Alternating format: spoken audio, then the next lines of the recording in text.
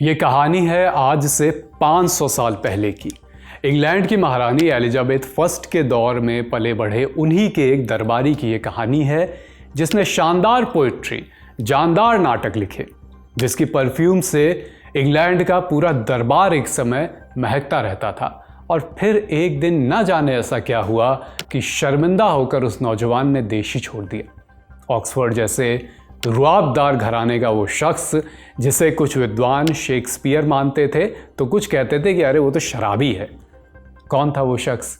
कैसे उसने पिता के जाने के बाद अपना खानदानी पद हासिल किया, जिससे उसने आगे चलकर शादी की, उसी के बच्चे को अपनाने से मना कर दिया, ये भी उसके बारे में एक तथ्य है। इस कहानी में एक मर्डर भी है, एक अफेयर भी, एक देश निकाला भी, एक शर्मिंदगी भी और एक रहस्य भी। नमस्ते, मैं अभिषेक और आज की तारीख में बात इंग्लैंड की महारानी के सामने पादने की गुस्ताखी करने वाले 17th earl of Oxford Edward de Vere की। Brought to you by Mrs. Bector's. Mrs. Bector's Cremica Non-Stop Biscuits. Crunchy Jeera Bite, Non-Stop Delight. 16वीं सदी की बात है। इंग्लैंड में तब राजशाही हुआ करती थी। 1550 में इंग्लैंड के एसेक्स ऑक्सफोर्ड घराने की कमान जॉन de Vere के हाथ में थी। उन्होंने 16वें अर्ल ऑफ ऑक्सफोर्ड की उपाधि धारण की। 1562 में जॉन को दूसरी पत्नी से अपना वारिस मिला। बेटे का नाम एडवर्ड रखा। वो भी 12 साल का ही हुआ था। जॉन चल बसे। मूंछों की रेख आने से पहले एडवर्ड को अर्ल ऑफ ऑक्सफोर्ड की जिम्मेदारी सौंप दी गई। तब तक इंग्लैंड में महारानी एलिजाबेथ प्रथम गद्दी नशीन हो चुकी थी। एलिजाबेथ ने एडवर्ड को रॉयल वार्डशिप ऑफर की। इसका मतलब ये था कि वयस्क होने तक एडवर्ड महारानी के सानिध्य में रहेंगे और वैसे ही अपना काम करते रहेंगे। एलिजाबेथ ने एडवर्ड को अपने मुख्य सलाहकार सर विलियम सेसिल के घर वेस्टमिंस्टर में रखवाया। विलियम सेसिल बढ़िया आदमी थे। उन्होंने एडवर्ड को फ्रेंच, लैटिन जैसी भाषाओं के साथ पेंटिंग, लिटरेचर, डांसिंग जैसी तमाम अलग अलग कलाएं भी सिखवाईं। बर्नार्ड मोरडॉन्ट वार्ड ने 17th अर्ल ऑफ ऑक्सफोर्ड नाम से एडवर्ड की एक बायोग्राफी लिखी है। इसमें बाकायदा इसका टाइम टेबल भी मिलता है कि वो कब क्या काम करते थे, कब क्या सीखते थे। कम उम्र में ही एडवर्ड ने नाटक और कविताएं लिखनी शुरू कर दी थी। रॉयल फैमिली से जुड़ाव के चलते थोड़ा बहुत रण कौशल तो था ही, सो एडवर्ड ने घुड़सवारी, तलवारबाजी और शूटिंग भी सीखनी शुरू कर दी। एक दिन तलवारबाजी का अभ्यास करते हुए 17 साल के एडवर्ड ने अपने खानसामे पर ही तलवार चला दी।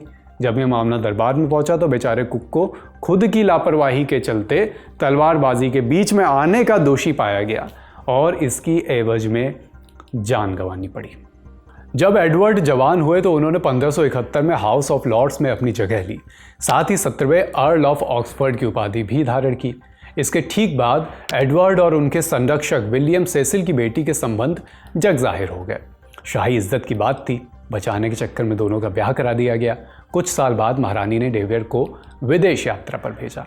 हालांकि the 17th earl of Oxford in Italian archives के मुताबिक अर्ल का 1574 में किया गया महाद्वीपीय दौरा इंग्लैंड के रूढ़िगत और कलात्मक रूप से पिछड़े दरबार से दूरी बनाने की उनकी खुद की एक कोशिश थी।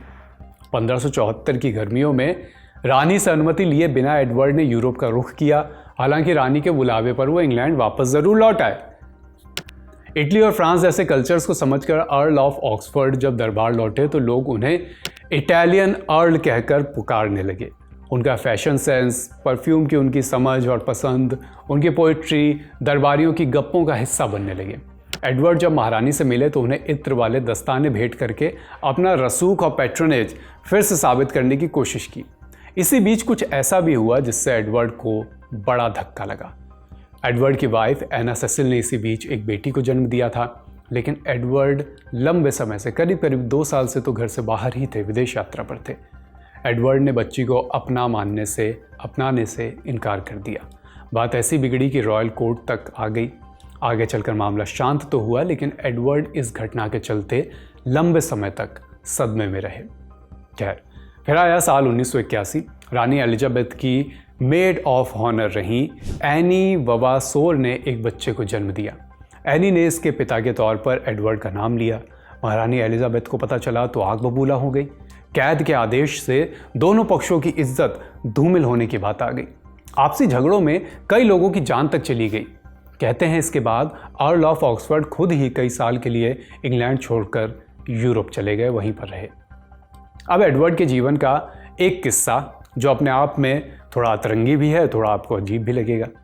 17वीं सदी के अंग्रेज लेखक John Aubrey brief lives volume 2 में लिखते हैं कि एक बार अर्ल ऑफ ऑक्सफोर्ड दरबार में महारानी एलिजाबेथ के सामने सजदे की तरह झुके तो अनजाने में पाद निकल गई। सबकी हंसी छूट गई। भरे दरबार हुए इस कांड से एडवर्ड बड़े शर्मिंदा हुए, बड़े लज्जित हुए और उन्होंने कई साल के लिए देश ही छोड़ दिया। जब लंबे अंतराल के बाद अर्ल ऑफ ऑक्सफोर्ड इंग्लैंड लौटे तो एलिजाबेथ ने बड़ी गर्मजोशी से उनका स्वागत किया।